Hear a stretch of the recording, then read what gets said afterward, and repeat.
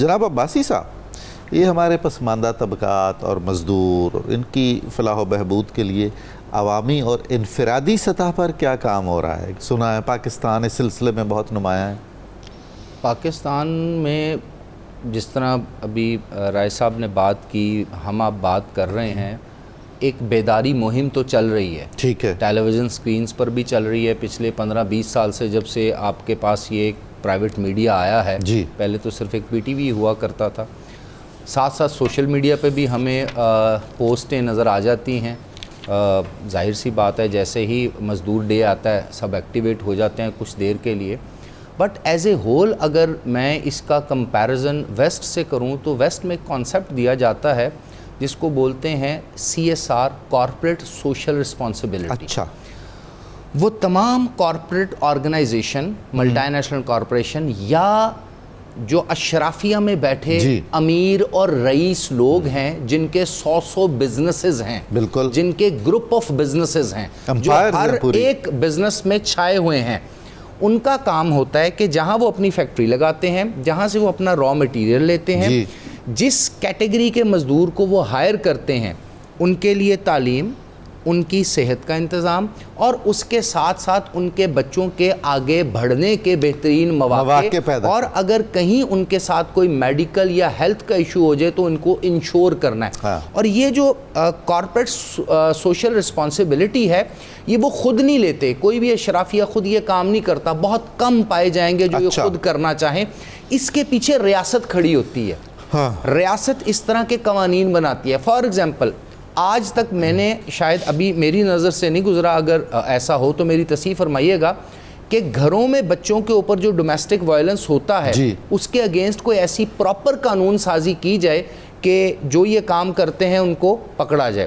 اسی طرح وطن عزیز میں جو مائنورٹیز کے ساتھ زیادتی کی جاتی ہے، جو سیگمنٹ مائنورٹی کا ہمیں معلوم ہے کسی جگہ پر کھیتوں میں، کھلیانوں میں کہیں پھول چگ رہے ہیں، کہیں پہ وہ کوئی اور چیز چن رہے ہیں، ان کے ساتھ جو ہم زیادتیاں کرتے ہیں اس کے بارے میں کوئی ایسا قانون مجھے آج تک نظر نہیں آیا.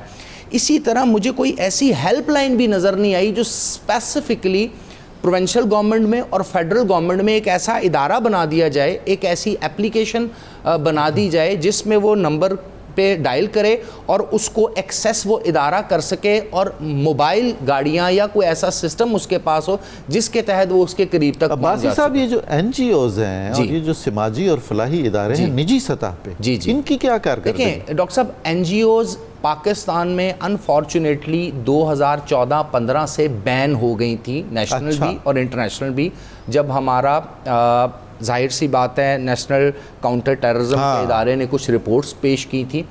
اگر NGOs کا بھی میں رول دیکھوں تو 2 بڑے ادارے پاکستان میں کام کر رہے تھے. ابھی رائے صاحب نے بتایا ٹیوٹا سے ریلیٹڈ، تو ٹیوٹا کے ساتھ پروجیکٹ کیا تھا اور پنجاب کے اندر PSDF کے نام سے ایک پورے کا پورا ادارہ کھڑا کیا گیا. جاپان کی جائکا اور اس طرح کے بھی جی اور فری تعلیم دی جاتی تھی، اور ایسی تعلیم دی جاتی تھی جس میں عورتیں بھی تھیں، بچے بھی تھے، مزدور بھی تھے، ان کو ٹیکنیکل ورک سکھایا جاتا تھا اور وہ کام سیکھنے کی ان کو اجرت بھی دی جاتی تھی.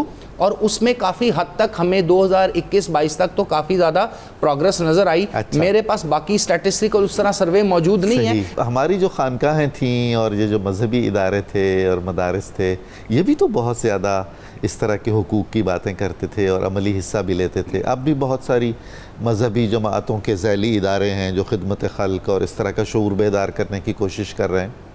دیکھیں ڈاکٹر صاحب، بات یہ ہے کہ گراؤنڈ میں جو لوگوں کے ساتھ ٹچ ہے، جو ایسوسیٹڈ ہے، وہی آپ کو وہ چیزیں بتا سکتا ہے نا.